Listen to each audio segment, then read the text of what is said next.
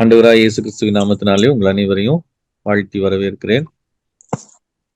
ரோமருக்கு அப்போஸ்தலனாகிய பவுல் ரோமருக்கு எழுதின நிருபத்தை நம்ம படித்துக் கொண்டிருக்கிறோம். அதனுடைய தொடர்ச்சியா நம்ம இன்னைக்கு தொடரலாம் அப்படின்னு சொல்லி நான் நினைக்கிறேன். போன வாரத்துல ரோமர் 2ஆம் அதிகாரத்தை நம்ம பார்த்துக்கிட்டோம். பொதுவாக நம்ம பார்க்கிறத விட சற்று வித்தியாசமான கண்ணோட்டத்துல நம்ம அதை பார்த்தோம். பவுல் யூதர்களுக்கு ஒரு சவாலை கொடுக்கிறாரு, ஒரு கேள்வியை கொடுக்கிறாரு. என்ன கேள்வி அப்படின்னா, யூசுவலா நம்ம அந்த கேள்வி எப்படி புரிஞ்சுக்கணும் அப்படின்னு சொன்னா, நீயே தப்பு பண்ணிட்டு தான் இருக்கிற, அப்புறம் நீ என்ன பெரிய யோக்கியம் அப்படின்ற மாதிரி கேட்கிற மாதிரி நம்ம அந்த கொஸ்டின் எடுத்து. ஆனா ஆக்சுவலா பவுல் இங்க என்ன சொல்ல வர்றாரு அப்படின்னா, அந்த அந்த ஜூயிஷோட அந்த பேக்ரவுண்ட்ல ஒரு யூத கண்ணோட்டத்துல நம்ம அதை பார்க்கும் பொழுது, பவுல் நான் நீ யோக்கிய, நீ நியாயப்பிரமாணத்தை கை கொள்றான்னு நீ சொல்ற அப்படின்ற மீனிங்ல அதை சொல்லல. அவர் என்ன சொல்றாரு அப்படின்னு சொன்னா, நீ நீ நீ யூதன் என்றும் நீ யூத தேசத்தான் என்றும் இல்லாவிட்டால் நான் தேவனால தெரிந்து கொள்ளப்பட்ட ஜனம் என்றும் நீ சொல்லிக் கொள்ளுகிறார். ஆனா நீ என்னாலதான் இந்த உலகத்தினுடைய எல்லா பிரச்சனைகளுக்கும் தீர்வு என்னிடத்துலதான் இருக்கிறது. ஆதாமுடைய உண்டான பிரச்சனை, ஆதாமனாலே உண்டான அந்த ப்ராப்ளத்துக்கு சொல்யூஷன் நாங்க தான் அப்படின்னு சொல்லி நம்ம போட்டோ வச்சிருந்தா சொல்லிட்டு இருக்கிறார். ஆனா நீ அப்படி நினைச்சிட்டு இருக்கிற. ஆனா உன்னோட தேசத்திலேயே ஒரு சிலர் என்ன பண்றாங்கன்னா விபச்சாரம் பண்றாங்க, ஒரு சிலர் கோவில்களை கொள்ளையிடுறாங்க, ஒரு சிலர் களவு செய்யறாங்க. ஸோ இப்படி இருக்கும் பொழுது நீ எப்படி நான் நியாயப்பிரமாணத்தை உடையவனா இருக்கிறேன், ஆண்டவரால தெரிந்து கொள்ளப்பட்ட ஜனம், அதனால என் மூலமாக இந்த உலகத்தில் உள்ள பிரச்சனைக்கு ஆதாம் மூலமாக அல்லது வந்த பிரச்சனைக்கு, இந்த உலகத்துல வந்த பிரச்சனைக்கு நான் தீர்வு என்று நீ எப்படி சொல்ல முடியும் அப்படின்னு தான் அவர் கொஸ்டின் பண்றாரு. நான் உங்களுக்கு சொல்றது உங்களுக்கு புரியும்னு சொல்லி நான் நினைக்கிறேன். இந்த 2ஆம் அதிகாரத்தை அவர் முடிக்கும் பொழுது அப்படிதான் முடிக்கிறாரு. நீ விருத்த சேதனம் இருக்கிறதுனாலயோ இல்ல நியாயப்பிரமாணம் உங்ககிட்ட இருக்கிறதுனாலயோ நீ மேன்மை பாராட்டுகிறதுனால உன்னோட நீ மேன்மை பாராட்டுறதுனால நீ எல்லாவற்றுக்கும் நீதான் தீர்வு. அதுதான் அந்த 19ஆம் வருஷத்துல சொல்றாரு. நீ உன்னை குருடருக்கு வழிகாட்டியா, இருளில் இருக்கிறவங்களுக்கு வெளிச்சமா நீ உன்னை நினைச்சுக்கிற, நீ உன்னை சொல்லிக் கொள்ளுகிற. இங்க பவுல் எதை சொல்றாரு அப்படின்னு சொன்னா, இஸ்ரவேலரோட அவங்களுடைய ஒகேஷனை இங்க சொல்றாரு. ஒகேஷன் இதை நம்ம நல்லா புரிஞ்சுக்கணும்.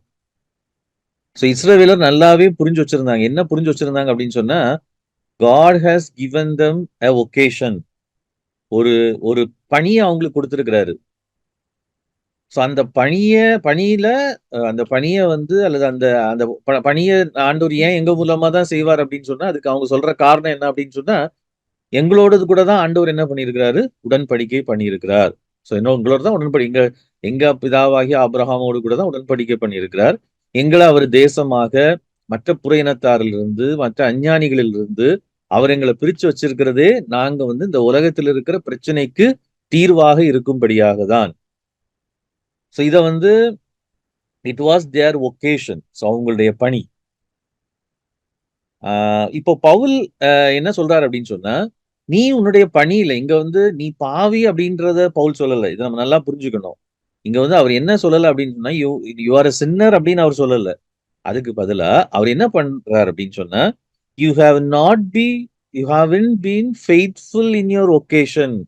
அததான் அவர் என்ன சொல்றாரு அப்படின்னு சொன்னா, நீ அன்ஃபெய்த்ஃபுல்லா இருந்திருக்கிறா அப்படின்றதான் அவர் என்ன சொல்றாரு அப்படின்னு சொன்னா, 2ஆம் அதிகாரம் 17ஆம் வசனத்துல இருந்து 29ஆம் வசனம் வரைக்கும் அவர் சொல்லக்கூடியது அதுதான். அந்த நீ நியாயப்பிரமாணத்தை கை கொள்ளல அப்படின்றத சொல்றதை காட்டிலும், ஏன்னா அவங்களுக்கே தெரியும் நியாயப்பிரமாணத்தை நம்ம கை கொள்ளலன்றது அவங்களுக்கு தெரியும். ஒருவேளை நம்ம அந்த அந்த கண்ணோட்டத்தை, அந்த யூத கண்ணோட்டத்தை இல்லாவிட்டால் அந்த அந்த காலத்தினுடைய பின்னணி எல்லாம் நம்ம பார்க்காம படிக்கிறதுனால நம்ம அப்படி நினைப்போம். மேலோட்டமான்னு சொல்றதை விட நம்ம ரோமர் நிருபத்தை மட்டும் ஒரு என்ன சொல்றது, ஒரு பாவம், பாவத்துக்கான பரிகாரம், இப்படி ஒரு கண்ணோட்டத்தோடு கூட அப்படிப்பட்ட ஒரு கண்ணாடியை போட்டுட்டு நம்ம வாசிக்கும் பொழுது நமக்கு அப்படி தோணும். ஆனா ஆக்சுவலா அந்த 1ஆம் நூற்றாண்டிலே யூதர்களுடைய கண்ணோட்டத்தின் பின்னணியிலே நம்ம இதை வாசிச்சு பார்ப்போம் அப்படின்னு சொன்னா, நமக்கு நல்லா அதுல புரிஞ்சுக்க முடியும். பவுல் என்ன சொல்ல வர்றாரு அப்படின்னு சொன்னா, நீ வந்து நான் தான் உலகத்துக்கு வெளிச்சம்னு சொல்றா, நான் தான் குருடருக்கு வழிகாட்டின்னு சொல்றா, எல்லாம் ஓகே தான். ஆனா நீயே உண்மையா இல்லையே. So that is Paul's argument. So பவுலோட ஆர்கியூமெண்ட் அதுதான். நீ உன்னுடைய என்னது ஒகேஷன்ல நீ என்ன இல்ல ஃபெய்த்ஃபுல்லா இல்ல அப்படின்றத அவர் முதலாவது இங்க சொல்றாரு. சொல்லிட்டு அது அதை எப்படி சொல்லி முடிக்கிறார் அப்படின்னு சொன்னா, சர்க்கம்சிஷன் வந்து நீ வந்து சர்க்கம்சிஷனை குறித்து மேன்மை பாராட்டுகிறாய். 22ஆம் அதிகாரம் 27ஆம் வசனத்துல the one who is not circumcised physically and yet obeys the law will condemn you, who even though you have the written code and circumcision are a lawbreaker. Charge battery போடணும் இதுக்கு laptop. So என்ன சொல்றாரு அப்படின்னு சொன்னா, மாம்சத்தின்படி விருத்த சேதனம் பண்ணாத ஒருத்தன் நியாயப்பிரமாணத்துக்கு கீழ்ப்படிவானே ஆனால் அவன் உன்னை என்ன செய்வான் அப்படின்னு சொன்னா, அவன் வந்து உன்னைய கண்டம் பண்ணுவான். ஏன் அப்படின்னா இங்க கண்டம் யூ அப்படின்னு சொல்லும் பொழுது அகைன் நான் சொல்றேன், இது வந்து பர்சனலா சொல்லல, பர்சனலா உள்ளத சொல்லல, பர்சனலா உள்ளத சொல்லல. அவர் வந்து ஆஸ் அ நேஷன். ஸோ இதையும் நம்ம நல்லா புரிஞ்சுக்கணும். இங்க ஒரு சில விஷயங்களை நம்ம வந்து இதை வாசிக்கும் பொழுது நம்ம புரிஞ்சுக்கணும். இந்த யூ அப்படின்ற வேர்டுலாம் வந்த உடனே நான் அதை முதலாவதே சொன்னேன், ஃபர்ஸ்ட்ல இன்ட்ரோடக்ஷன் சொல்லும் பொழுதே சொன்னேன். பவுலோட அந்த லெட்டர்ல யூ அப்படின்ற வந்த உடனே நம்ம என்ன நினைப்போம் அப்படின்னா அது இண்டிவிஜுவலா அட்ரஸ் பண்றாரு அப்படின்னு சொல்லி. பட் அவர் இங்க இண்டிவிஜுவலா அட்ரஸ் பண்ணல.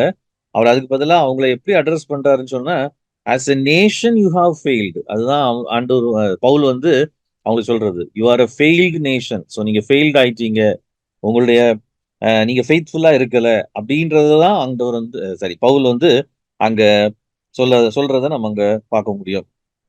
அதுக்காக தான் அவர் இந்த ஆர்குமெண்டே அவர் கொண்டு வர இந்த ஆர்குமெண்ட்டை ஒருவேளை விருத்த சேதனம் இல்லாம நியாயப்பிரமாணம் இல்லாம ஏன்னா இந்த 2 விஷயங்களும் தான் பொதுவா வந்து 2, 3 விஷயங்கள் தான் யூதர்கள் ரொம்ப மேன்மை பாராட்டுகிற விஷயம். அதுதான் அதுக்கு அடுத்ததுக்கு நம்ம வருவோம். அதனாலதான் இப்ப நம்ம 3ஆம் அதிகாரத்துக்கு போலாம்னு நினைக்கிறேன். 3ஆம் அதிகாரம் 1ஆம் வசனத்துக்கு நம்ம போகும்போது அங்க அங்க பார்த்தோம் அப்படின்னு சொன்னா அதை திரும்ப அப்படி கண்டினியூ பண்றாரு. என்ன கண்டினியூ பண்றாரு அப்படின்னு சொன்னா, இப்போ இவ்வளவு நேரமும் அவர் வந்து யூதர்கள் வந்து உண்மை இல்லாதவர்களாக போயிட்டாங்க. அவங்களுடைய ஒகேஷன்ல அவங்களுடைய அவங்களுக்கு ஆண்டவர் கொடுத்த பணியில அவங்க ஃபெய்த்ஃபுல்லா இல்ல அப்படின்றத அவர் சொல்லிட்டாரு. சொல்லிட்டு அடுத்தது அப்படின்னா யூதர்களுடைய மேன்மைதான் என்ன அப்படின்னு சொல்லி ஆரம்பிக்கிறாரு 3ஆம் அதிகாரம் 1ஆம் வசனத்துல. அப்படின்னா யூதர்களுக்கு என்ன மேன்மை இருக்குது அப்படின்னு சொல்லிட்டு 2ஆம் வசனத்தை வாசிங்களா? அது எவ்விதத்திலும் மிகுதியா இருக்கிறது. தேவனுடைய வாக்கியங்கள் அவர்களிடத்தில் ஒப்புவிக்கப்பட்டது விசிஷித்த மேன்மையாமே. சிலர் விசுவாசியாமற் போனாலும் என்ன, அவருடைய அவிசுவாசம் தேவனுடைய உண்மையை அவமாக்குமோ? அப்படி ஆக்க மாட்டாது. நீர் உம்முடைய வசனங்களை நீதிபரராய் விளங்கவும் உம்முடைய நியாயம் விசாரிக்கப்படும் போது வெற்றி அடைவும் இப்படி ஆயிற்று என்று எழுதியிருக்கிறபடி தேவனே சத்தியபரர் என்று எந்த மனுஷனும் பொய்யன் என்றும் சொல்வோமாக. ஓகே, போதும். இப்போ இதுல கொஞ்சம் ஒரு கருகலான ஒரு பகுதி வருது. கொஞ்சம் கேர்ஃபுல்லா நம்ம இதுல இந்த வசனங்களை நம்ம பார்க்கலாம் அப்படின்னு சொல்லி நான் நினைக்கிறேன். அப்பதான் நமக்கு அது வந்து தெளிவாக புரியும். இப்போ அப்படின்னா யூதனுடைய மேன்மை என்ன அப்படின்னு சொல்லி அவர் கொஸ்டின் கேட்கிறாரு. கொஸ்டின் கேட்டா அவரே ஆன்சர் பண்றாரு. ஸோ தான் பால்ஸ் வே ஆஃப் என்ன சொல்றது, ஆர்கியூயிங் த திங். இப்போ இவ்வளவு நேரமும் யூதனோட யூதர்கள் வந்து தே ஹவ் ஃபெயில்ட் அப்படின்றத சொல்லிட்டாரு. இப்போ அடுத்த ஆர்குமெண்ட் அவர் எதை நோக்கி போறார் அப்படின்னு சொன்னா, ஜூஸ் ஃபெயில் ஆயிட்டாங்க. ஆனா தேவன் அப்படின்னா யூதர்களோடு பண்ணின உடன்படிக்கை என்ன ஆயிற்று அப்படின்ற அந்த கேள்விக்கு நேரா, அப்படின்னா ஆபிரகாமோடு அவர் தானே சூஸ் பண்ணாரு யூதர்களை, அவர் தானே வாக்குத்தத்தத்தை கொடுத்தாரு, அவர் தானே உடன்படிக்கை பண்ணாரு, அவர் தானே உங்க மூலமா உலகத்தை நான் ஆசீர்வதிப்பேன்னு சொன்னாரு. சோ இந்த வாக்குத்தத்தங்கள் எல்லாம் என்ன ஆயிற்று, அவர் பண்ணின உடன்படிக்கை எல்லாம் என்ன ஆயிற்று அப்படின்ற கொஸ்டினுக்கு நேரா போறதுக்கு அவர் அந்த ஆர்குமெண்ட் எப்படி கொண்டு போறாருன்னு பாருங்களா. ஸோ அதான் பால்ஸ் வே ஆஃப் இதை நம்ம ஒருவேளை ரொம்ப ரொம்ப கேர்ஃபுல்லா வாசிக்கல அப்படின்னு சொன்னா, மேலோட்டமா வாசிச்சோம் அப்படின்னு சொன்னா, ஏதோ அவர் வந்து சம்பந்தமே இல்லாம கொண்டு போற மாதிரி தோணும். பட் ஆக்சுவலா வந்து அவர் அப்படியே அதை வந்து ஒரு தொடர்ச்சியா தான் கொண்டு போறாரு. எப்படி தொடர்ச்சியா கொண்டு போறாரு அப்படின்னா, நான் ஏற்கனவே சொன்னது மாதிரி 2ஆம் அதிகாரம் 17ஆம் வசனத்துல இருந்து 28ஆம் வசனம் வரைக்கும் நீ உன்னைய மேன்மை பாராட்டுகிற உன்னுடைய மேன்மை அதுதான் முக்கியம். சோ 17ஆம் வசனத்தை அவர் எப்படி ஆரம்பிக்கிறார்? 2:17 நீ உன்னை யூதன் என்று நீ சொல்ற, நீ வந்து நியாயப்பிரமாணத்தை உடையவனா இருக்கிறேன்னு சொல்ற, நான் கடவுள் கூட உள்ள ரிலேஷன்ஷிப்பை குறிச்சு நீ பெருமை பாராட்டுற, நீ சுப்பீரியர்ன்ற சொல்ற, நீ கைடுன்னு சொல்ற, நீ லைட்ன்னு சொல்ற, எல்லாம் சரிதான். பட் என்னது யூ ஹாவ் ஃபெயில்ட் அப்படின்றத அவர் சொல்றாரு. You have failed in your occasion அப்படின்றத சொல்லிட்டு அடுத்து என்ன கொஸ்டின் எழுப்புறாரு அப்படின்னா, அது பொதுவா யூதனுடைய மைண்ட்ல வரக்கூடிய கொஸ்டின். அப்படின்னா ஆண்டவர் என்ன எதுக்காக சூஸ் பண்ணாரு? நீங்க பவுல் சொல்ற மாதிரி நீங்க நான் வந்து அன்ஃபெய்த்ஃபுல்லா ஆயிட்டேன் அப்படின்னு சொன்னா, சோ அப்போ ஆண்டவருடைய அந்த உடன்படிக்கை, ஆண்டவருடைய திட்டம் இதெல்லாம் என்ன ஆயிற்று அப்படின்ற அந்த கொஸ்டினுக்கு தான் அவர் அடுத்து ஆன்சர் பண்றாரு. என்ன ஆன்சர் சொல்றாரு அப்படின்னு சொன்னா, ஆஹ் எல்லா விதத்திலும் அதான் அப்படின்னா யூதனுடைய மேன்மை என்ன சொல்ற much in every way. So அதுக்காக என்ன பண்ண முடியாது அப்படின்னு சொன்னா, யூதர்களுடைய யூதர்களுடைய மொத்த அவங்களுடைய ஆண்டவங்களை பொதுவா சொல்லுவாங்க. என்ன சொல்லுவாங்க அப்படின்னு சொன்னா, ஒரு முக்கியமான விஷயத்த நம்ம இதுல நல்லா புரிஞ்சுக்கணும். நல்லா கவனிச்சுக்கோங்க. பொதுவா சரியாக இதை புரிஞ்சு கொள்ளாததுனால கிறிஸ்தவத்துல ஒரு காரியத்தை சொல்லுவாங்க. என்ன சொல்லுவாங்க அப்படின்னு சொன்னா, ஆண்டவர் வந்து முதலாவது யூதர்களை கொண்டு உலகத்தை சரி பண்ண ட்ரை பண்ணாரு. அப்புறம் அவர் என்ன பண்ணார் அப்படின்னு சொன்னா, அது சரியாகாம போற அது ஒர்க் அவுட் ஆகாம போனதுனால, அது ஒழுங்கா சரியா ஒர்க் அவுட் ஆகாதனால ஆண்டவர் என்ன பண்ணாரு, யூதர்களை தள்ளி விட்டுட்டு என்ன பண்றாரு, அடுத்தது ஏசு கிறிஸ்துவ அனுப்புறாரு அப்படின்னு சொல்லி பொதுவா வந்து கிறிஸ்டியன்ஸ் சொல்றதை நம்ம கேட்டிருக்கோம். ஸோ காட் வந்து என்ன பண்றாரு, யூதர்கள் சூஸ் பண்றாரு. பட் அது சரிப்பட்டு வரல. நியாயப்பிரமாணத்தை கொடுக்குறாரு, அது சரிப்பட்டு வரல. அதுல ஃபெயில் ஆனதுனால ஆண்டவர் என்ன பண்றாரு அப்படின்னா, கம்ப்ளீட்டா என்னது யூதர்களுடைய அந்த அந்த என்ன சொல்றது, அவங்களுடைய ரோலையே நீக்கி விட்டுட்டு, ரோல் அண்ட் இந்த சென்ஸ் என்னது, அந்த நரேட்டிவ்ல இருந்து ஜூஸ வந்து கம்ப்ளீட்டா அவர் என்ன பண்றாரு, எக்ஸ்க்ளூட் பண்றாரு. அவர் அப்படியே என்ன பண்றாரு, தள்ளி விடுறாரு. அவர் நீக்கி வச்சுட்டு அடுத்தது அந்த இடத்துல இயேசு கிறிஸ்துவையும் சபையும் சூஸ் பண்றாரு அப்படின்னு சொல்லி சொல்லுவாங்க. இயேசு கிறிஸ்துவ சூஸ் பண்ணாரு, இயேசு கிறிஸ்துவ அனுப்புனாரு அப்படின்னு சொல்லி சொல்றத நம்ம கேட்டிருக்கோம். சோ அதுக்கு வந்து பவுல் வந்து அப்படிப்பட்ட ஒரு ஆர்குமெண்ட் இங்க வைக்கல. அதுக்கு பதிலா அவர் என்ன சொல்றாரு அப்படின்னு சொன்னா, யூதர்களை யூதர்களுடைய மேன்மை என்ன, அவங்களுக்கு first of all they have been interested with the very words of God அப்படின்னு கொடுத்திருக்கு. அதாவது தேவனுடைய வாக்கியங்கள் அவர்களுக்கு ஒப்புவிக்கப்பட்டது மேன்மையாமே. அதுக்கு ஆக்சுவல் மீனிங் என்னன்னு பாத்தீங்கன்னா, இங்கிலீஷ்ல இன்னொரு வெர்ஷன்ல பாத்தீங்கன்னா அது எப்படி இருக்கும்னா, ஒராக்கிள்ஸ் ஆஃப் காட் அப்படின்னு சொல்லி இருக்கும். ஒராக்கிள்ஸ் ஆஃப் காட் அப்படின்னா தேவனுடைய அதாவது ஒராக்கிள்ஸ் அப்படின்னா ஒரு ஒரு ஒரு இன்ட்ரஸ்டட், அந்த ஒராக்கிள்ஸ் விட அந்த இன்ட்ரஸ்டட்ன்ற வேர்டு வந்து ரொம்ப முக்கியம். ஏன் முக்கியம் அப்படின்னு சொல்லி நான் சொல்றேன் அப்படின்னு சொன்னா, இன்ட்ரஸ்டட் அப்படின்னா ஒரு விஷயத்த யாரோ ஒருத்தருக்கு இன்ட்ரஸ்ட் பண்றோம் அப்படின்னு சொன்னா அதுக்கு அர்த்தம் என்ன அப்படின்னா, அதுக்கு அர்த்தம் என்ன அப்படின்னு சொன்னா, என்ன கிடையாது, நம்ம வந்து அவங்களுக்கு கொடுக்கப்பட்டது கிடையாது. இன்ட்ரஸ்டட் அப்படின்றத வேர்டுக்கே மீனிங் என்ன அப்படின்னு சொன்னா, it is not for them, it is given for somebody else. So யூதனுடைய மேன்மை என்ன அப்படின்னு கேட்டா, இந்த நியாயப்பிரமாணத்தை ஆண்டவர் கொடுத்ததே எதுக்கு அப்படின்னு சொன்னா, அங்கதான் என்ன வருது அப்படின்னு சொன்னா, யூதர்களை ஆண்டவர் பயன்படுத்துகிறார். எதுக்காக அப்படின்னா, அவருடைய அல்டிமேட் பிளான்ல எல்லாரையும் கொண்டு வர்றதுக்காக கொண்டு வருகிற அந்த இதுல வந்து அவர் என்ன பண்றாரு அப்படின்னா, யூதர்களை பயன்படுத்துகிறார் அப்படின்றதுதான். ஓகே, சோ யூதர்களை பயன்படுத்துறார் அப்படின்றதான் அவர் சொல்றாரு. சோ அவங்களுக்கு வந்து என்னது, வேத வாக்கியங்கள் கொடுக்கப்பட்டதுதான் அவங்களுக்கு கொடுக்கப்பட்ட மேன்மை. ஆனா அதுதான் திரும்ப சொல்ல வர்றாரு 3ஆம் வசனத்துல, what if some did have faith, will their lack of faith nullify God's faithfulness. So இது ஆக்சுவலா ஃபெய்த் அந்த வேர்ட்ஸ் வந்து ஓகே, ஒரே ஒரு நிமிஷம் நான் இந்த இதை நான் எடுத்து காமிச்சிடுறேன். ஸோ தட் உங்களுக்கு வந்து அட்லீஸ்ட் கொஞ்சம் கூட நல்லா கிளாரிட்டியா புரிஞ்சுக்கிறதுக்காக நான் எடுத்து காமிக்கிறேன். ஓகே, ஸோ இங்க பாருங்களா, அதுல என்ன கொடுத்துருக்கு அப்படின்னு சொன்னா, தேவர் என்ட்ரஸ்டட். ஸோ அங்கேயும் இங்க என்ன வேர்டு யூஸ் பண்ணியிருக்கு அப்படின்னு நீங்க பாத்தீங்க அப்படின்னா கிரீக்ல, நான் அதுல காமிக்கிற வேர்டு உங்களுக்கு புரியும்னு நினைக்கிறேன். அதாவது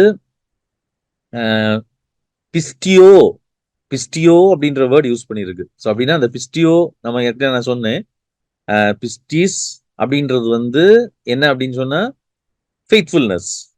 அதுக்கு அடுத்த கீழே வந்தோம்னா நம்ம பார்த்தா தெரியும். அது கீழே பார்க்கும்போது அங்கேயும்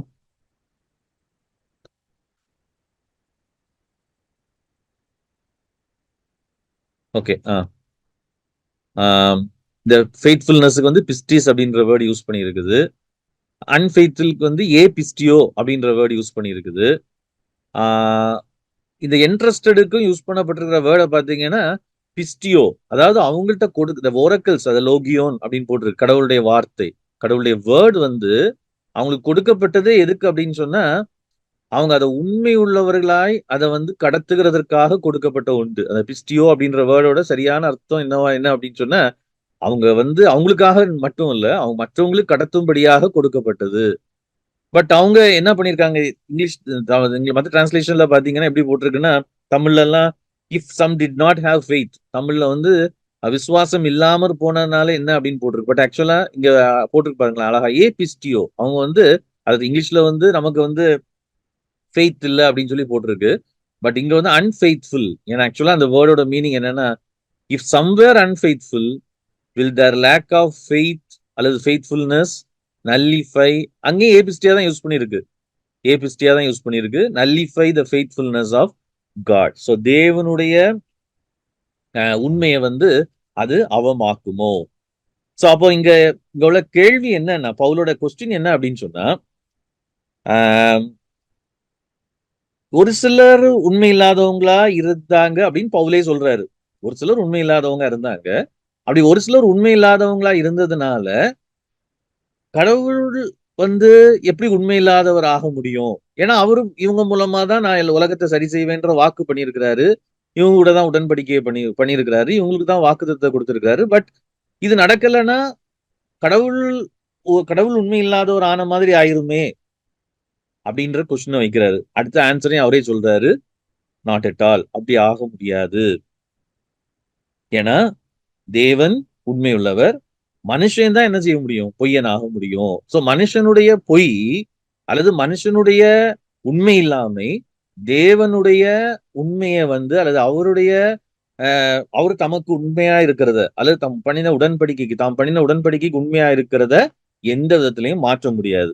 சோ அதுக்கு வந்து அவர் எந்த வசனத்தை எடுத்து அவர் காமிக்கிறார், எந்த வசனம்ன்றதை விட எந்த பகுதியை பழைய ஏற்பாட்டில் உள்ள ஸ்கிரிப்சரல் போர்ஷன்ல எதை எடுத்து அவர் காமிக்கிறார் அப்படின்னு பார்த்தா 51வது சங்கீதத்துக்கு அவர் எடுத்து காமிக்கிறாரு.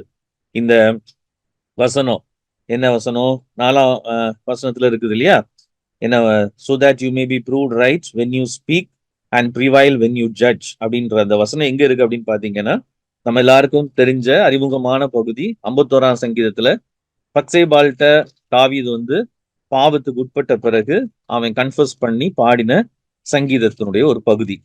ஸோ இந்த பகுதியை ஏன் பவுல் இங்க எடுத்து காமிக்கிறார் அப்படின்னு சொன்னா, அங்க தாவீது வந்து ஒரு விஷயத்த அங்க சொல்றதை நம்ம பாக்குறோம். அதுதான் அவர் வந்து இங்க எடுத்து அவரு ஹைலைட் பண்றாரு. ஸோ தாவீது பத்சேபாள்கிட்ட பாவம் செஞ்சுட்டான். ஸோ அவன் வந்து தவறு பண்ணிட்டான், அவன் உண்மை இல்லாதவன் ஆகி விட்டான். ஆனா இப்ப அவன் என்ன சொல்றான் அப்படின்னா, ஆண்டவரை பார்த்து, அது 51ஆம் சங்கீதம் 4ஆம் வசனத்துல பாத்தீங்கன்னா, நான் இப்போ நான் என்ன செஞ்சேன் அப்படின்னா, against you only have I sinned and done what is evil in your sight. உங்களுடைய பார்வைக்கு என்ன பண்ணேன், நான் வந்து தீமையானது பொல்லாங்கானதை நான் நடப்பித்தேன் அப்படின்னு சொல்லிட்டு, so that you are proved right when you speak and justified when you judge. அது தமிழ்ல ஒருக்கா வாசிங்களா, 51ஆம் சங்கீதம் 4ஆம் வசனத்துல உள்ள இந்த பின்பகுதியை. தேவரீர் ஒருவருக்கு விரோதமாக நான் பாவம் செய்து உமது கண்களுக்கு முன்பாக பொல்லாங்கானதை நடப்பித்தேன். நீர் பேசும்போது உம்முடைய நீதி விளங்கவும், நீர் நியாயம் தீர்க்கும் போது உம்முடைய பரிசுத்தம் விளங்கவும் இதை அறிக்கையிடுகிறேன். ஓகே. சோ தமிழ்லயும் ரொம்ப தெளிவா இல்ல. ஆனா இங்க என்ன சொல்றாரு அப்படின்னு சொன்னா, அந்த 4ஆம் வசனம் 5ஆம் வசனம் இந்த 2 வசனங்களையும் நீங்க கம்பேர் பண்ணி படிச்சு பாத்தீங்கன்னா உங்களுக்கு புரியும். என்ன புரியும் அப்படின்னு சொன்னா, இங்க தாவீது வந்து ஒரு பெரிய ஒரு உண்மை இங்க சொல்றாரு. என்ன உண்மை அப்படின்னு சொன்னா, தாவீது பாவம் செஞ்சுட்டாரு. உண்மை இல்லாதவரா போயிட்டாரு. பட் தன்னுடைய உண்மை இல்லாமை, தான் உண்மை இல்லாமற் போனது எதை அவருக்கு ப்ரூவ் பண்ணுச்சு அப்படின்னு சொன்னா, தேவனுடைய உண்மைய அது வந்து ப்ரூவ் பண்ணுச்சு. தேவனுடைய உண்மை என்ன? சோ தேவனுடைய அல்லது சத்தியம் என்ன அப்படின்னு கேட்டா, அததான் அவர் என்ன எங்க சொல்றாரு அப்படின்னு சொன்னா, 5ஆம் வசனம், 6ஆம் வசனம் 5ஆம் வசனத்திலயும், 6ஆம் வசனத்திலயும் அவர் சொல்றாரு. என்ன சொல்றாரு அப்படின்னு சொன்னா, 5ஆம் வசனத்துல வாசிங்களா? 5ஆம் வசனம். இதோ 51 இதோ இதோ நான் துர்குணத்தில் உருவானேன். என் தாய் ம். என்னை பாவத்தில் கர்ப்பம் தரித்தாள். இதோ உங்களுக்கு புரியும்னு உள்ளத்தில் நினைக்கிறேன். ஒருவேள தாவீது வந்து இதுல ஒரு முக்கியமான ஒரு உண்மைய கண்டுபிடிக்கிறாரு. என்ன உண்மை அப்படின்னு சொன்னா, தான் உண்மை இல்லாமற் போனதற்கு காரணம். சோ வந்து கடவுளுடைய நியாயப்பிரமாணத்த தான் வந்து அவர் பெரிய ஒரு ராஜா, தேவனால தெரிந்து கொள்ளப்பட்டவர். எல்லாம் ஓகே தான். இதெல்லாம் நமக்கு நல்லா தெரிஞ்ச விஷயம் தான். ஆ நம்ம நெறைய தடவ அத பத்தி பேசியிருக்கோம், பிரசங்கம் பண்ணியிருக்கிறோம். ஆனா, இப்போ அவர் வந்து பெரிய ஒரு பாவத்த நியாயப்பிரமாணத்த நல்லா தெரிஞ்சு தாவீதை போல கற்பனைகள வந்து நேசிக்கக்கூடிய, நியாயப்பிரமாணத்த வந்து கைக்கொள்ளக்கூடிய ஒரு நபர நம்ம பார்க்க முடியாது. அவ்வளவு தூரம் வேதத்த நேசிச்சாரு.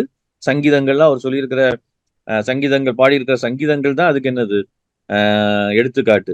ஆனா, அவரே வந்து என்ன பண்றாரு அப்படின்னு சொன்னா, பெரிய ஒரு பாவத்த நியாயப்பிரமாணத்துல 10 கட்டளைகள்ல சொல்லப்பட்ட 2 கட்டளைகள இந்த இந்த பாவத்த செய்யும்போது அவர் மீறுறாரு. கொலை செய்யாதிருப்பாயாகவும் மீறுறாரு.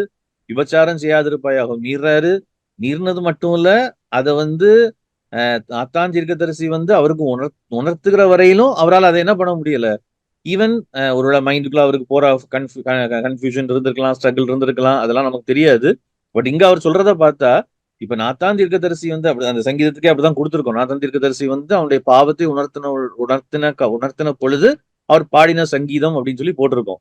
சோ இப்ப அவர் தன்னுடைய வாழ்க்கையில ஒரு பெரிய ஒரு உண்மைய கண்டுபிடிக்கிறாரு. என்ன உண்மை அப்படின்னு சொன்னா, ஆ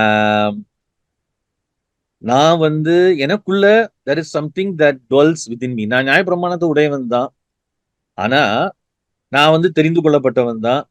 ஆ ஆபிரகாமுடைய சந்ததி தான். எல்லாமே தாவீதுக்கு தெரியும். ஆ நான் வந்து என்னது என்ன தேவன் கர்த்தரால என்ன பண்ணப்பட்டவன்? அபிஷேகம் பண்ணப்பட்டவன். சோ கடவுள் என்ன அனாயிண்ட் பண்ணியிருக்கிறாரு. இஸ்ரவேலுக்கு ராஜாவா இருக்கும்படி எல்லாம் எனக்கு அவனுக்கு தெரியும். பட் ஸ்டில் ஒரு விஷயம் அவனுக்கு புரியல. புரியாம இருந்தது. அதுதான் அவன் சொல்றான். அ என் தாய் என்னை என்ன செய்தா? பாவத்திலே கர்ப்பம் தரித்தாள். ஒருவேள பவுல் அந்த வசனத்த அங்க கோட் பண்ணல ரோமர்ல. பட் அந்த வசனத்தெல்லாம் நான் ஏற்கனவே சொல்லியிருக்கிறேன். பவுல் வந்து ஒரு வசனத்த கோட் பண்றாருன்னா, அந்த வசனத்த மட்டும் வச்சு அவர் பேசுறது இல்ல. அந்த பேசேஜ ஃபுல்லா மைண்ட்ல வச்சு தான் அவரு வந்து அத கோட் பண்ணுவாரு அப்படின்னு சொல்லி நான் ஏற்கனவே சொல்லியிருக்கிறேன். சோ என்ன சொல்றாரு அப்படின்னு சொன்னா, இந்த இன்சிடென்ட் தாவீதினுடைய இந்த இன்சிடென்ட் தன்னுடைய வாழ்க்கையில ஏற்பட்ட இந்த என்னது உண்மை இல்லாமை கடவுளுடைய வார்த்தைக்கும் கடவுளுடைய கட்டளைக்கும் உண்மை இல்லாமற் போன இந்த தருணம் அவர் என்ன சொல்றாரு அப்படின்னு சொன்னா நான் இப்ப அறிக்கையிடுறேன் எதுக்காக தெரியுமா ஆண்டவர் so that you are proved right when you speak and justified when you judge. So ஆண்டவர் இப்ப சொன்னது உண்மை. நான் சொல்றது என்னது? நான் இவ்வளவு நேரம் நடந்தது என்னது? பொய். நான் நடந்த விதம் வந்து உண்மை இல்லாமல் நான் நடந்து கொண்டேன் அப்படின்றத வந்து அவர் என்ன செய்யறாரு? ஒத்துக்கொள்ளும் பொழுது ஆண்டவருடைய உண்மை வெளிப்படுகிறது. கொஞ்சம் கன்ஃப்யூசிங்கா இருக்கும். நான் திரும்பவும் இப்ப ரோமர் 3ஆம் அதிகாரத்துக்கு வந்துருங்க. ரோமர் 3ஆம் அதிகாரத்துல அடுத்த வசனத்த நம்ம பார்க்கும்போது பவுல் ஆர்குமென்ட் எப்படி கொண்டு போறாருன்றது உங்களுக்கு புரியும்.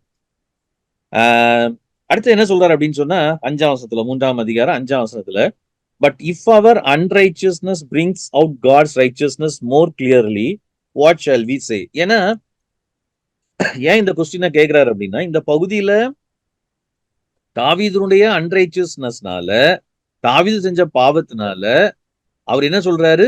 தேவனுடைய உண்மை வெளிப்பட்டது. அந்த உண்மை என்ன? அந்த உண்மை என்ன? யாராவது மேபி நீங்க அன்மியூட் பண்ணிட்டு கூட சொல்லலாம். அந்த உண்மை என்ன? தேவனுடைய உண்மை அப்படின்னு வெளிப்பட்டது அப்படின்னு சொல்லி சொல்றாரு இல்லையா? அந்த உண்மை என்ன? இல்லாவிட்டால் இவருடைய அன்ரைச்சியஸ்னஸ்னால தேவனுடைய ரைச்சியஸ்னஸ் என்னது? கிளியரா வெளியே வந்துச்சுன்னு சொல்லி சொல்றாரு. 5ஆம் வசனத்துல தமிழ்ல ஒருக்கா வாசிங்க. வாசிச்சுட்டு நீங்க வேணா கொஞ்சம் யோசிச்சு சொன்னீங்கன்னா கூட நல்லா தான் இருக்கும். சோ தட் நம்ம இன்டராக்ட் பண்ணோம்னா கொஞ்சம் கூட அத புரியறதுக்கு நல்லா இருக்கும் அப்படின்னு சொல்லி நான் நினைக்கிறேன். 5ஆம் வசனத்துல நான் மனுஷர் பேசுகிற பிரகாரமாய் பேசுகிறேன். ஆஹ் நம்முடைய அநீதி தேவனுடைய ஆஹ் நீதியை விளங்க பண்ணினால் என்ன ஆஹ் சொல்லுவோம்? நம்முடைய கோபாக்கினை அநீதி தேவனுடைய நீதியை விளங்க பண்ணினால், அதை எப்படினாலும் நம்ம டிரான்ஸ்லேட் பண்றது நிறைய விதங்கள் இருக்கு. பட் இங்க என்ன சொல்லிருக்குன்னா, நான் பண்ண அநீதி, தாவீது சொல்றான், என்னோட அநீதினால கடவுளுடைய நீதி என்ன பண்ணுச்சான், இன்னும் தெளிவா வந்துச்சு. அதான் அதாவது தமிழ்ல போட்டிருக்கு, என் தேவனுடைய நீதியை விளங்க பண்ணுச்சுன்னு போட்டிருக்குது. சோ இத அதாவது இஸ்ரவேலுடைய மொத்த நேஷனா அவங்க வந்து ஃபெயிலியர் ஆனது கடவுளுடைய உண்மையை வெளிப்படுத்திட்டுன்றத கொண்டு வர்றதுக்கு தான் பவுல் வந்து இதை எடுக்கிறாரு. நல்லா புரிஞ்சுக்கோங்க. நாம 1ஆம் அதிகாரம், ரோமர் 1ஆம் அதிகாரம் 17, 18 வசனங்கள்ல பார்த்தோம். அங்க என்ன பார்த்தோம்னா, God's righteousness was revealed. So இந்த காட்ஸ் ரைச்சியஸ்னஸ் வாஸ் ரிவீல்டுனா பொதுவா நம்ம அதை வந்து கடவுளுடைய நீதி, என்ன நீதி, அந்த நீதி என்னது, அந்த கடவுளுடைய நீதி என்பது அவரு தம்முடைய உடன்படிக்கைக்கு தாம் உண்மையுள்ளவராய் இருக்கிறார் என்பது அதுல அடங்கும். தாம் உண்மையுள்ளவராய் இருக்கிறார் என்பது அந்த கடவுளுடைய நீதி அப்படின்னு சொல்ற அந்த வேர்டுல வந்து அது அடங்கும். அதான் டைகோயோசின் தியோ அப்படின்றத நம்ம அங்க பார்த்தோம். இப்போ இங்க என்ன சொல்றாரு அப்படின்னு சொன்னா, என்னுடைய உண்மை இல்லாமை இல்லாட்ட என்னுடைய அந்நிய அக்கிரமம் கடவுளுடைய நீதியை வந்து வெளிப்படுத்திட்டுன்னு சொல்லி அதுக்கு எக்ஸாம்பிளா யார சொல்றாரு, தாவீத சொல்றாரு. இப்ப சொல்லுங்களேன், தாவீதோட யாராவது ஒருத்தர் மேபி உங்களுக்கு புரிஞ்சிருச்சுன்னா, நான் புரிஞ்சிருச்சான்றது கன்ஃபார்ம் பண்ணிக்கிடுவேன். இல்லாட்டா இன்னும் கொஞ்சம் கூட நீங்க பெட்டர் டேர்ம்ஸ்ல அதை சொல்றது எல்லாருக்கும் பிரயோஜனமா இருக்கும். அதனால நீங்க அன்மியூட் பண்ற ஆப்ஷன் இருக்குன்னு நினைக்கிறேன். சரியா, அன்மியூட் பண்ணி நீங்க சொல்லலாம். சோ தாவீதுடைய இந்த இன்சிடென்ட் நடந்த இந்த சம்பவம் எப்படி கடவுளுடைய உண்மையை இல்லாட்டா கடவுளுடைய நீதியை வெளிப்படுத்திட்டு, யாராவது சொல்லுங்களேன்.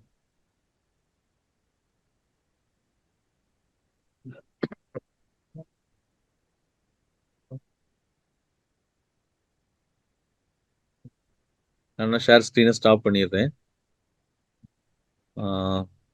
ஓகே,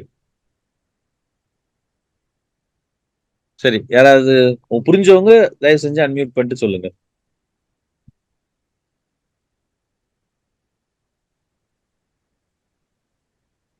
என்னுடைய கொஸ்டின் உங்களுக்கு புரிஞ்சிருக்கும்னு நினைக்கிறேன். அதாவது நான் எக்ஸ்பிளைன் பண்ணிட்டேன். பட் அந்த எக்ஸாம்பிள் உங்களுக்கு சரியா புரிஞ்சிருக்குதா? அதாவது எதுக்கு இந்த எக்ஸாம்பிள தாவீதுடைய எக்ஸாம்பிள பவுல் எதுக்கு எடுக்கிறார் அப்படின்னு சொன்னா, எப்படி தாவீதுடைய உண்மையின்மை, கடவுளுடைய உண்மையையும், தாவீதினுடைய தப்பிதம் கடவுளுடைய நீதியையும் வெளிப்படுத்துச்சோ, அதே போல இப்பொழுது இல்லாட்டா அதை வந்து அவர் என்னவா பார்க்கிறார் அப்படின்னா, எக்ஸாம்பிள்னு நம்ம சொல்றதை விட அது வந்து அது அகைன் ஸ்மால் நரேட்டிவ். என்ன நரேட்டிவ், நம்ம முன்னாடி படிச்ச மாதிரி அது ஒரு கடவுளுடைய செயல்பாடு, எப்படி அவர் செயல்பட போகிறார் அப்படின்றதுடைய நரேட்டிவ்ல ஒரு சின்ன நரேட்டிவ். அந்த நரேட்டிவ் தான் இப்ப கடவுள் வந்து என்ன பண்றாரு, முழுமையா கொண்டு வராரு. இப்போ ஹோல் நேஷனும் ஃபெயில் ஆயிடுச்சு. அந்த இடத்துல யார் மட்டும் ஃபெயில் ஆனா, தாவீது மட்டும் தவறு பண்ணான். அந்த தேசத்தினுடைய தலைவனா தவறு பண்ணான். ஆனா அந்த தாவீதுடைய தவறும் யாருடைய உண்மையை வெளிக்கொண்டு வந்துச்சு, கடவுளுடைய உண்மையை வெளிக்கொண்டு வந்துச்சு, கடவுளுடைய நீதியை வெளிக்கொண்டு வந்துச்சு. இப்ப என்னுடைய கொஸ்டின் என்னன்னா, எப்படி அது கடவுளுடைய உண்மையை வெளிக்கொண்டு வந்துச்சு? ஏன்னா அடுத்த ஆர்குமெண்ட் அங்கதான் போகுது. அப்படின்னா எப்படி நம்முடைய அநீதி வந்து கடவுளுடைய உண்மையை வெளிக்கொண்டு வருமானால், கடவுள் வந்து அநீதரா இருக்கிறார் என்று சொல்லலாமேன்னு சொல்லிட்டு பவுல் என்ன சொல்லுவார் அப்படின்னு சொன்னா, அப்படி சொல்ல முடியாதேன்னு சொல்லுவாரு.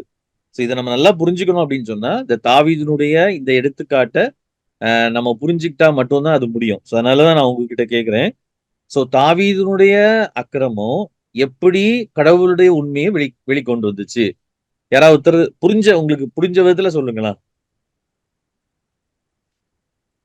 ஜேசன் சொல்றியா?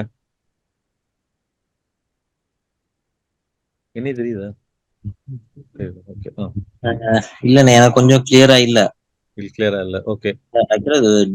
டேவிட் வந்து ஆக்சுவலா அவன் அந்த தேசத்தை நடத்தணும், நல்ல விதத்துல நடத்தணும் அப்படின்னு தேவன் அவனை தேர்ந்தெடுத்தாரு. ஆனா அதுல அவன் வந்து ஃபெயில் ஆனான். ஃபெயில் ஆனா கரெக்ட். ஃபெயில் ஆனான். ஆனா அதன் மூலமா தேவனுடைய நீதி எப்படி வந்தது அது எனக்கு கொஞ்சம் கிளியரா இல்ல. கிளியரா இல்ல. Okay okay. வேற யாராச்சும்? ஸ்வீட்லின், யாரோ ஸ்வீட்லின் அன்மியூட் பண்ண மாதிரி இருந்துச்சு. எந்த ஒரு பெரிய மனுஷனாலையும் இல்ல செயின்ட்னாலையும் ஆண்டவருடைய நியாயப்பிரமாணத்தை முழுமையா நிறைவேற்ற முடியாது. அந்த அன்ஃபெய்த்ஃபுல்னஸ் டேவிட் மூலமா வெளிப்பட்டுச்சுன்னு சொல்லலாமா? Okay, correct correct. வேற யாராச்சும் சொல்றீங்களா? ஜாப், சுஷில்.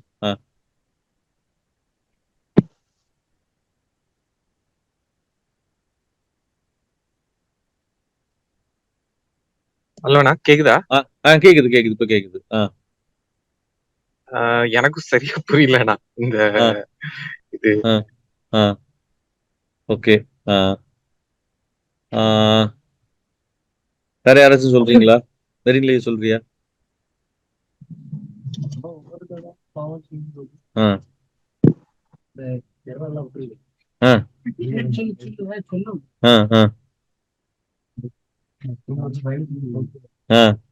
அதான் அதான் கேக்குறேன். ஞாபகம் இருக்கா? நம்ம ஒருவரையும் பாவம் செய்யும் போதும் ஓகே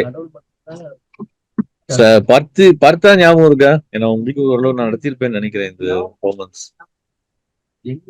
பார்த்தா ஓகே. நியாயப்பிரமாணத்தை வச்சுக்கிறதுனாலயோ இல்லைன்னா அதை கடைபிடிக்கிறதுனாலயோ நம்ம நீதிமான் இருக்கோம் அப்படின்ற ஒரு அண்டர்ஸ்டாண்டிங்ல தான் டேவிட் இருந்தாரு. கரெக்டா? சோ அந்த பாவத்தை தீர்க்கதரிசி உணர்த்தும் போதுதான் அவருக்கு தெரியுது அது நியாயப்பிரமாணத்தை நம்ம சும்மா கடைபிடிக்கிறதுனால மட்டுமே நான் நீதிமான் ஆகுறது இல்ல, நான் பாவியா தான் இருக்கிறேன். அதுலதான் தேவன் மட்டும்தான் நீதிபரர் அப்படின்றது அண்டர்ஸ்டாண்டிங் டேவிடுக்கு வருது. அதனாலதான் இத இங்க கார்லேட் பண்றாருன்னு நினைக்கிறேன் நானு. Okay, very good. சோ நம்ம ஒவ்வொரு தடவையும் நம்ம பாவம் செய்யும் பொழுது ஒண்ணு நம்ம நல்லா புரிஞ்சுக்கணும். ஒவ்வொரு முறையும் நம்ம பாவம் செய்யும் பொழுது நம்ம ஒன்ன ப்ரூவ் பண்றோம். என்ன ப்ரூவ் பண்றோம் அப்படின்னு சொன்னா, இது ஆக்சுவலா புதுசு கிடையாது. பவுல் நமக்கு இது புதுசா இருக்குது. பட் ஜூயிஷ் அண்டர்ஸ்டாண்டிங்ல they had already this understanding. So என்ன அண்டர்ஸ்டாண்டிங், நம்ம தான் அதை அதெல்லாம் புதுசு அப்படின்னு நம்ம நினைப்போம். பட் டேவிட்டோட இந்த இதுக்கு அவங்க இன்னும் கொடுக்குற இன்டர்பிரிட்டேஷனே அதுதான். அவங்க கொடுக்குற யூதர்கள் பொதுவாக கொடுக்குற இன்டர்பிரிட்டேஷன் ஒரு விளக்கத்தை தான் பவுல் என்ன பண்றாரு அப்படின்னு சொன்னா இங்க கொடுக்குறாரு. என்ன அப்படின்னு சொன்னா, நான் பாவம் செஞ்சதுனால என்ன வெளிப்பட்டுச்சு அப்படின்னு சொன்னா, சொன்ன மாதிரி நியாயப்பிரமாணத்தை கை கொள்றதுனாலயோ அதை கேட்கறதுனாலயோ அல்லது சர்க்கம்சிஷன் நான் பண்ணிருக்கிறதுனாலயோ, நான் கடவுளுடைய பிள்ளை என்று அழைக்கப்பட்டிருக்கிறதுனாலயோ, இல்ல நான் ஆபிரகாமுடைய சந்ததியா இருக்கிறதுனாலயோ, இல்லாட்டா ஆபிரகாம் மூலமா அந்த பண்ணப்பட்ட அந்த உடன்படிக்கைக்கு நான் அதோடைய ஒரு பார்ட்டா இருக்கிறதுனாலயோ நான் என்ன செய்ய முடியாது அப்படின்னு சொன்னா, நான் நான் பெர்ஃபெக்டா இருக்கேனோ இல்லாவிட்டால் என்னது, ஏன்னா இந்த ப்ராப்ளம் எங்க இருக்கு அப்படின்னு சொன்னா, சின் அப்படின்ற அந்த ப்ராப்ளம் எங்க இருக்கு அப்படின்னு சொன்னா, அதுதான் சங்கீதத்துல அடுத்த வசனத்தை நான் உங்களுக்கு எடுத்து சொன்னேன். அடுத்த வசனத்துல என்ன சொல்லியிருக்கு அப்படின்னு சொன்னா, என் தாய் என்னை பாவத்திலே கற்பம் தரித்தாள். சோ அந்த ஃபேக்ட். சோ எந்த மனுஷனும் என்னது நீதிமான் கிடையாது. எந்த மனுஷனும் நீதிமான் கிடையாது.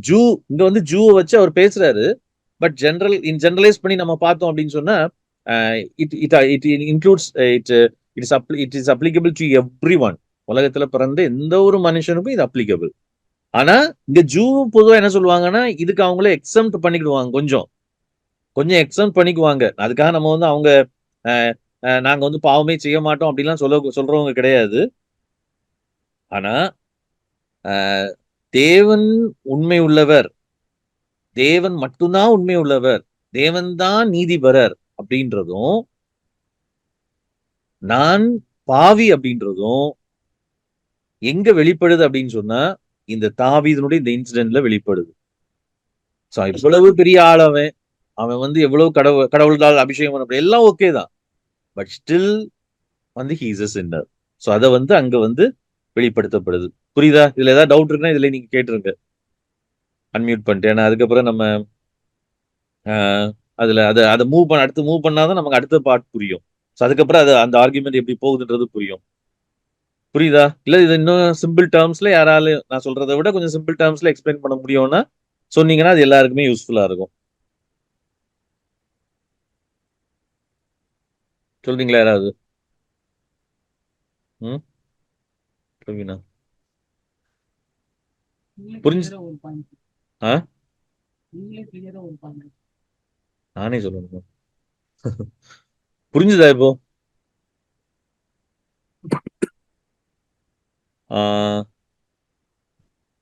புரிஞ்சு. அனு எப்படி? அனு ஓகே தான், கரெக்டா ஆமாண்ணே. தான். ஓகே. ஜேசன் எப்படி புரிஞ்சுதா? ஆமாண்ணே. அதாவது ஆ, இது வரைக்கும் டேவிட் வந்து எல்லாத்தையும் ஃபாலோ பண்ணி நான் ஒரு பெர்ஃபெக்டான ஆளுன்னு நினைச்சிட்டு இருந்தாலும் ஒரு ஸ்டேஜ்ல ஐயோ நானும் அப்படிப்பட்டவன் தான், கரெக்ட். அபார்ட் ஃப்ரம் காட், அதாவது ஆ, நம்மளும் பார்ட் ஆஃப் சின்னர் தான், ah, only God is righteous. Ah, ah, ah, ah. So ஏன்னா இது அவரே வரைக்கும் நான் தான் சொல்லியிருக்காரு, நான் என் கையில அக்கிரமம் கிடையாது, நான் ம். குற்றம் இல்லாமல் நடந்தேன் அப்படிலாம் வந்து அவர் சங்கீதத்துல சொல்லியிருப்பாரு. சரியா? பட் He understood that நானும் ஒரு பெர்ஃபெக்டான ஆளு கிடையாது, ஒன்லி காட் இஸ் பெர்ஃபெக்ட் அப்படின்னு. கரெக்ட். Okay, okay. ஸோ புரிஞ்சுதானே? சரி சரி. இப்ப எல்லாருக்கும் ஒரு லோ புரிஞ்சிருச்சு ஜேசன் சொன்னதுல. சரி ஃபைன். அப்ப நம்ம அடுத்து மூவ் ஆகும். அப்படின்னா அடுத்த கொஸ்டின் என்ன வருது அப்படின்னு சொன்னா, அகைன் இப்ப நம்ம இது வந்து ஒரு டேவிடோட ஒரு அந்த எக்ஸாம்பிள சொல்லிட்டு அடுத்தது அப்போ வந்து 5ஆம் வசனத்தை that God is unjust in bringing his wrath on us அப்படின்னு சொல்லிட்டு 6th verse 6ஆம் வசனம் வாசிங்களா? அப்படி சொல்லக்கூடாது. சொல்லக்கூடுமானால் தேவன் உலகத்தை நியாய தீர்ப்பதெப்படி? அன்றியும் என் பொய்யினாலே தேவனுடைய சத்தியம் அவருக்கு மகிமை உண்டாக விளங்கினது உண்டானால் இனி நான் பாவி என்று தீர்க்கப்படுவானேன். நன்மை வரும்படிக்கு தீமை செய்வோமாக என்று சொல்லலாம் அல்லவா? நாங்கள் அப்படி பேசுகிறவர்கள் என்று சிலர் எங்களை தூஷித்து சொல்லுகிறார்களே, அப்படி போதிக்கிறவர்கள் மேல் வரும் ஆக்கினை நீதியா இருக்கும். ஓகே, நல்லா கவனிச்சுக்கோங்க. இப்போ பவுல பத்தி அல்லது பவுலுடைய ஊழியத்தை பத்தி சிலர் வந்து என்ன குற்றச்சாட்டு சொன்னாங்க அப்படின்னு சொன்னா, அவங்க சொல்ற குற்றச்சாட்டு என்ன கூட, அதாவது Israel as a nation failed அப்படின்றத வந்து யாரால இயேசு கிறிஸ்து விசுவாசிக்க முடியல அப்படின்னு பாத்தீங்கன்னா, இஸ்ரவேல் ஆஸ் எ நேஷன் ஃபெயில்டு, அந்த ஃபெயிலியர்ல தான் இயேசு கிறிஸ்து வந்து ஃபெய்த்ஃபுல்லா இருந்து அவர் வந்து என்ன செய்யறாரு, ப்ராப்ளத்துக்கு சொல்யூஷனா இருக்கிறாரு அப்படின்னு சொல்ற இந்த செய்திய அவங்களால ஏற்றுக்கொள்ள முடியல, யூதர்களால ஏற்றுக்கொள்ள முடியல. நல்லா கவனிச்சுக்கோங்க. நான் திரும்பவும் சொல்றேன், யூதர்களால அல்லது இயேசு கிறிஸ்துவின் சுவிசேஷத்தை அல்லது பவுல் பேசின பிரசங்கத்தை சுவிசேஷத்தை விசுவாசிக்க முடியாத யூதர்கள் யாருன்னு கேட்டீங்க அப்படின்னா, அவங்க யார் அப்படின்னு சொன்னா, Israel as a nation failed அப்படின்றத அக்செப்ட் பண்ண முடியாதவங்க. அவங்க அதுக்காக பவுல் மேலையும் இந்த இவங்க சொல்ற இந்த சுவிசேஷத்துக்கு மேலேயும் வச்ச குற்றச்சாட்டு என்ன அப்படின்னு சொன்னா, ஏன்னா நம்ம தான் என்ன நினைக்கிறோம்னா காஸ்பல் அப்படின்றத வந்து அவங்க எப்படி பிரசங்கம் பண்ணதா நினைக்கிறோம். காஸ்பல்ல வந்து அவங்க வந்து பாவத்துக்கான வழி, பரலோகத்துக்கு போறதுக்கான வழின்னு பிரசங்கம் பண்ணதான் நம்ம நினைக்கிறோம். ஆனா அவங்க காஸ்பல்ல அப்படி பிரசங்கம் பண்ணல. அவங்க காஸ்பல்ல எப்படி பிரசங்கம் பண்றாங்க அப்படின்னு சொன்னா, இஸ்ரவேல் தவறினதை இயேசு கிறிஸ்துவை கொண்டு தேவன் நிறைவேற்றினார். அதை இஸ்ரவேலரை கொண்டே நிறைவேற்றினாரு. அதுதான் நம்ம அடுத்த பேசேஜ்ல பார்ப்போம். இஸ்ரவேலர் தவறினாலே, நல்லா கவனிச்சுக்கோங்க, இஸ்ரவேலுடைய பாவத்தினாலே, இஸ்ரவேலுடைய தவறினாலே, இஸ்ரவேலருடைய உண்மை இல்லாமையினாலே தேவனுடைய மீட்பு வெளிப்பட்டது. இப்படி பிரசங்கம் பண்றாங்க அவங்க. இத வந்து யாரால அக்செப்ட் பண்ண முடியாது அப்படின்னா யூதர்களால். ஏன்னா யூதர்களை பொறுத்த வரைக்கும் அவங்க through them only salvation. But அது எப்படி அப்படின்றத வந்து பவுல் சொல்ற இந்த சுவிசேஷத்தை, பவுல் சொல்றாரு இல்லையா சுவிசேஷம், இந்த சுவிசேஷத்தின் அடிப்படையில அவங்களால புரிஞ்சுக்க முடியல. ஏன் அப்படின்னா பவுல் என்ன பேசிஸ்ல சொல்றாரு, நீ பவுல் மட்டும் இல்ல, பேதுருவும் அதுதான் பிரசங்கம் பண்றாரு. அதனாலதான் அவர் என்ன சொல்றாரு, நம்ம அப்போஸ்தலர் 2ஆம் அதிகாரத்தை பார்க்கும் பொழுது அங்க என்ன சொல்றாரு, நீங்கள் கொலை செய்தீர்கள், உங்கள் அறியாமையினாலே நீங்கள் அதை செய்தீர்கள். சோ ஆண்டவர் வந்து இவங்களுடைய அறியாமையும் இவங்களுடைய அக்கிரமத்தையும் பயன்படுத்தி தம்முடைய திட்டத்தை நிறைவேற்றுகிறார்.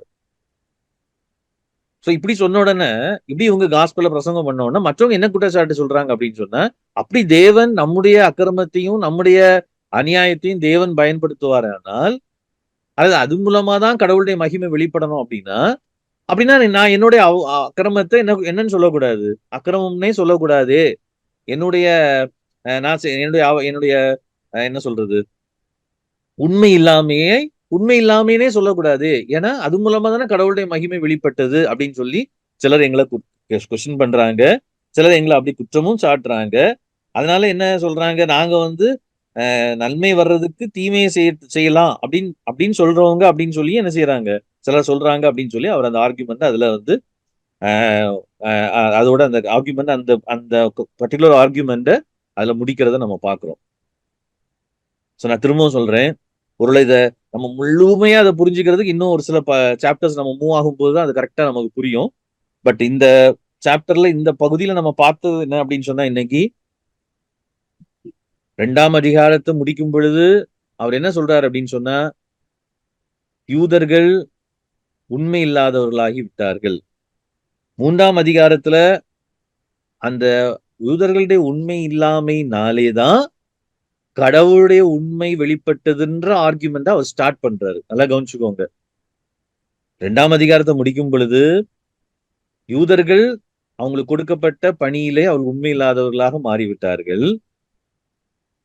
அதனால கடவுள் என்ன பண்றாரு, அவர் தாமே தம்முடைய உடன்படிக்கைக்கும் தம்முடைய வாக்கு தத்துவத்திற்கும் உண்மை உள்ளவராக மாற வேண்டியதா இருந்தது அப்படின்ற அந்த ஆர்குமெண்ட்டுக்குள்ள போறதுக்கு முன்னாடி அவர் அதை எதுல ஸ்டார்ட் பண்றாரு அப்படின்னு சொன்னா,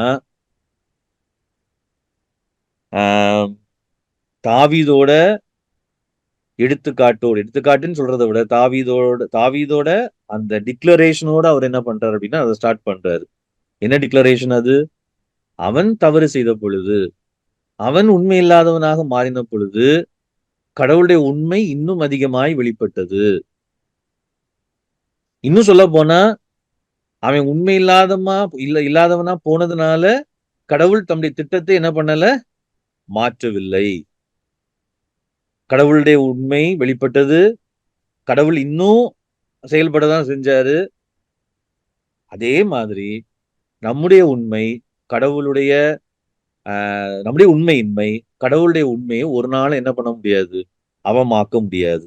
ஸோ வந்து இதோட நான் இன்னைக்கு முடிச்சிடலாம்னு சொல்லி நான் நினைக்கிறேன். ஸோ தட் நம்ம வந்து இதை கொஞ்சம் கூட திங்க் பண்றதுக்கு உங்களுக்கு டைம் இருக்கும், நம்ம இன்னும் டிஸ்கஸ் பண்றதுக்கும் கொஞ்சம் டைம் கிடைக்கும் அப்படின்னு சொல்லி நினைக்கிறேன். அதுக்கு பிறகு உள்ள பேசேஜை பார்த்தோம் அப்படின்னு சொன்னா அது என்னன்றது கொஞ்சம் கூட நம்ம கிளாரிட்டியோட பொருத்தி பார்த்தா மட்டும்தான் அடுத்த பகுதி புரியும். ஸோ அதனால இதோட நான் இன்னைக்கு முடிக்கிறேன். ஸோ இந்த பார்ட்ல உங்களுக்கு ஏதாவது கொஸ்டின்ஸ் இருந்துச்சுன்னு சொன்னா நீங்க கேட்கலாம். ஒரு 50 ஆயிடுச்சுன்னு நினைக்கிறேன்ல. ஓகே, சரி. ஸோ ஜோம் நீ முடிச்சிடுறேன். அதுக்கப்புறம் இதுல ஏதாவது டவுட் இருக்குன்னா நீங்க வந்து கேட்டுக்கலாம். நல்ல ஆண்டவரே, மறுபடியுமா இந்த நாளிலே நாங்கள் இந்த ரோமருக்கு எழுதின நிருபத்தை நாங்கள் படிக்க கத்த தந்த கிருபைக்காக உங்களுக்கு ஸ்தோத்திரம். ஆண்டவரே, இது கொஞ்சம் கருகலான பகுதியா இருந்தாலும் ஒருவேளை எங்களுக்கு இது மிகுந்த கருகலா இன்றைக்கு இருக்கிறது ஆண்டவரே. ஆனால் அன்றைக்கு அந்த முதல் நூற்றாண்டு விசுவாசிகளுக்கு இந்த இந்த ரோம அந்த நகரிலே வாழ்ந்த அந்த விசுவாசிகளுக்கு இது வந்து ஆண்டவரே, அது அவங்களுடைய வாழ்க்கையிலையும் சரி, அவங்களுடைய செயல்பாடுகளிலும் சரி புரட்சிகரமான மாற்றத்தை ஏற்படுத்துகிறதா இருந்தது என்று நாங்கள் சரித்திரத்திலே பார்க்கிறோம் ஆண்டவரே. இதை நாங்கள் புரிந்து கொள்ள கொஞ்சம் கடினமாக இருந்தாலும் கர்த்தர் எங்களுக்கு தொடர்ந்து அவைகளை புரிந்து கொள்ளத்தக்கதான அந்த சிந்திக்கக்கூடிய ஆண்டவரே, அதை குறித்து அந்த பெர்ஸ்பெக்டிவ்ல அந்த பேக்ரவுண்ட்ல நாங்கள் அதை புரிஞ்சு கொள்ளக்கூடிய கிருபைகளை கர்த்தர் தொடர்ந்து எங்களுக்கு தரும்படியாய் நாங்கள் ஜெபிக்கிறோம். தொடர்ந்து நாளில் கலந்து கொண்ட ஒவ்வொருத்தருக்காக நன்றி செலுத்துகிறோம். தொடர்ந்து இந்த கர்த்தாவே பைபிள் ஸ்டடிக்கு நாங்கள் செய்கிற எல்லா முயற்சிகளிலும் உடைய கிருபை இருக்கட்டும். இதை நாங்கள் இன்னும் தெளிவா இன்னும் கிளாரிட்டியோடு ஆண்டவரை கற்றுக் கொடுக்க தேவையான எல்லா கிருபைகளையும் கர்த்தர் எங்களுக்கு தந்தரணும். எங்களோடு கூட இதுல ஒத்துழைக்கிற நம்ம நண்பர்கள் சகோதரர்கள் ஒவ்வொருவருக்காக நன்றி செலுத்துகிறோம். ஒவ்வொருடைய குடும்பங்களையும் கர்த்தர் ஆசீர்வதித்தரலும், அவருடைய தேவைகளை சந்தித்தரலும். உடைய கிருபை ஒவ்வொருவரோடு கூட இருக்கட்டும். இந்த உலகத்திலே தேவனுடைய சித்தத்தை நிறைவேற்றுகிறவர்களாய் ஆண்டவரே கர்த்தாவே, இஸ்ரவேலை போல உண்மை இல்லாதவர்களாய் இஸ்ரவேலர் போனார்கள். ஆனால் கர்த்தர் எங்களோடு கூட பண்ணின அந்த உடன்படிக்கையிலே நாங்கள் இன்றைக்கு அதிலே பங்காளிகளா இருக்கிறோம் என்பதை உணர்ந்து நாங்கள் செய்ய வேண்டியதை செய்யவும், நாங்கள் செயல்பட வேண்டிய விதத்திலே செயல்படவும் கர்த்தர் எங்களுக்கு கிருபை தாரும். தாழ்த்தி உடைய திருக்கரத்திலே ஒப்புக் கொடுக்கிறோம். அந்த ஒவ்வொருவரையும் ஆசீர்வதியும். இயேசு நாமத்தில் ஜெபிக்கிறோம் பிதாவே.